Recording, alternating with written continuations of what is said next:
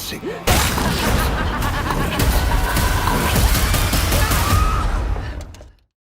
Hello everyone and welcome back to another Backlot Banter movie review. My name is Tucker Hazel and this is my co-host who I have invited to review The Invitation with me. And that, of course, is the film we're talking about today. But if you want to talk to us about The Invitation, if you got a chance to see it or any of the other movies that we have reviewed recently, you can join our Discord. That link is in the top description. And while you're down there, you can subscribe to our channel, you can ring that bell, and you can like the video, you can comment, do all those things.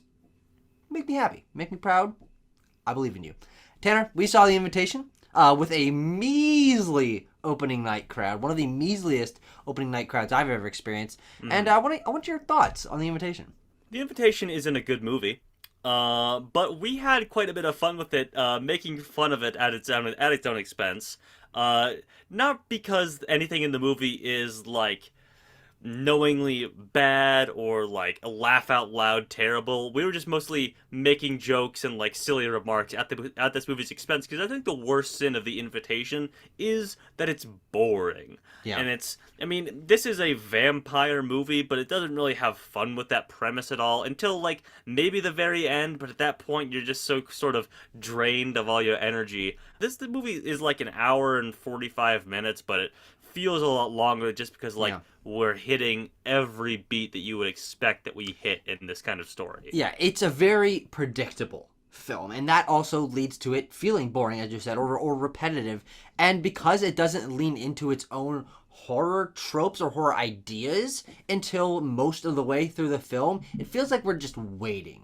We're laying in wait for shit to hit the fan, because you see the trailers, you know this kind of film. We've seen horror movies like this, and because there was never really a clear moment until really late in the film where it did switch into something more exciting, I wasn't on board by that point. The characters are not very interesting, and though I think the actors are good with what they're given, I think the problem here is the script. The script and the scenario both combine to be something incredibly uninteresting and largely feel like, yeah, we've seen this before, and I know exactly what words are going to come out of the character's mouth in any given situation, and frankly, they don't subvert that almost ever. When you think a character's going to say something like this in this scenario, it's the basic no passes on more interesting dialogue version of, yeah, we're in a horror scenario or we're in a romance scenario, and it gets really old fast.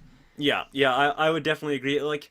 Because I was waiting for like some vampire campiness, like, you were sitting next to me in the theater there. I was like, when the reveal of the vampirism happens, I was like, show me the teeth. I wanted the shot where our main character, Walter, he smiles and he has the vampire teeth, and they even futzed that like reveal, because like there's multiple shots of where they could have done like the sinister sort of campy like smile and teeth reveal, but they don't do it. He just like randomly has them in one shot, and that's another thing I had an issue with this film, is that they make vampires less cool. Because there's a moment where some other characters are explaining to Evie, we're vampires, yada yada yada, but like, don't worry, we can still go out in the sun. There's a lot of misconceptions. I'm like, so you're just stripping away like little interesting things about vampires that we know from vampire stories and not replacing it with anything interesting. Yeah, that's part of, as I said, the script being weak, as I've said, but I think it's also the scenario. I think it's a combination of the two that's really what's the death blow of this film, because there isn't something more interesting or unique to The Invitation that makes it stand out as another in a long line of literally 100 years to the year when Nosferatu released in 1922. 100 years to the year of vampire movies. There have been tons of vampire movies, and The Invitation doesn't bring anything new to the table outside of combining the vampire haunted house concept with something like Ready or Not or Get Out, which are those kind of one person trapped against a bunch of other people. Movies have been very popular recently, and it kind of feels like they're just trying to capitalize on that concept that the audiences are really enjoying recently, and just throwing vampires in there because, oh, we need to do something different to set ourselves apart from those, but not for vampire movies. So I was waiting for there to be reveals of lore or concepts or some sort of more interesting history here, but the film doesn't concern itself with that almost at all. And there are montages and minor flashbacks of like, oh, this was a setup from earlier, let's make sure you're bringing that back into mind. And it was never interesting, and it never really made me feel like I was uncovering something new or unique about the invitation. It was just the baseline expectations. Yeah, I mean, Tucker, you drew examples to movies like Ready or Not, which this film seems really trying to copy with Yes. this aristocratic family welcoming in our young female With a protagonist marriage. with a marriage. Yes, of course. And where Ready or Not succeeds is that. Samara Weaving just goes sicko mode on all those people at the end. She is murdering people left and right as they're trying to like hunt her down. Hmm. And this film tries to do that, but Evie, Natalie Emmanuel, Hmm. doesn't really kill that many vampires. She kills one, right? Just Maybe. one? Yeah. Just Walter? Spoilers, sorry. Uh, but I mean, other than that, another thing that this movie, we say that it doesn't do anything interesting. It makes half-hearted attempts. Like it bats around this idea of like Natalie Emmanuel obviously being a black woman, being invited into this rich white aristocratic British family. Yeah. Uh, There's a handful of lines, not even a half dozen, I would say, about her race being brought up. So it really is just like the people the writers of this movie being like, yeah, we recognize that this is like a thing that would be interesting if we really explored it, Yeah. but we're not going to. No, and that is the idea that could have absolutely set this apart if they had leaned into the sort of backgrounded racism of this family, the fact that they are wealthy white British people and there's no one of any other race in the family up until this point. And you're right, they teased that, but it never is really brought to any particular conclusion. It's not combined with the vampirism in any way. So those usually the horror or more high concept ideas are used to boost the themes of the film, but the themes of this film are so lacking, and the higher concept themes or ideas are lacking as well, which is just kind of disappointing. The other things that I want to mention, I do think, as I said, Nathalie Emmanuel and the other two main actors, Thomas Doherty as Walter and Hugh Skinner as Oliver. I think the three of them were good. I think they were fun in their roles, and I think they're all competent actors. And I especially like Nathalie Emmanuel in the Fast and Furious series and things like that. But I kind of feel bad for them that this movie. I feel like they probably cared about. They were like excited to be in a role like this, but they weren't given a lot to work with.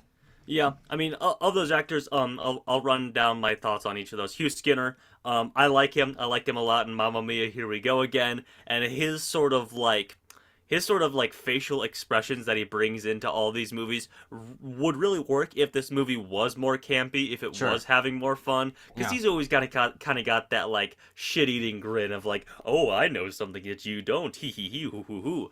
But they don't really make use of that at Yeah. all. I mean, yeah, as you said, given better material, they would have excelled a lot more. Yeah. Thomas Doherty, like I said, it could be doing a lot more campy stuff, as he is maybe trying to do in the latter half of this film, when he's doing like the, oh, please sit, ooh, you're my new vampire bride, blah, blah, blah, stuff like that. But for most of this movie, he's being like the, oh, I'm the handsome, sexy British gentleman, and ooh, I'm trying to serenade you and bed you in many ways, ooh, la la, but there's something sinister about that waits, that we all know, obviously, what the twist is. And Natalie Emmanuel she's solid again. Like I said, all these actors are solid. I mean, I think she is probably saddled with the most, like, we have a protagonist, her parents are dead, and Yeah. like, what's her motivation? What gets her through at the end? She remembers that her mom says, "Hey, you're strong."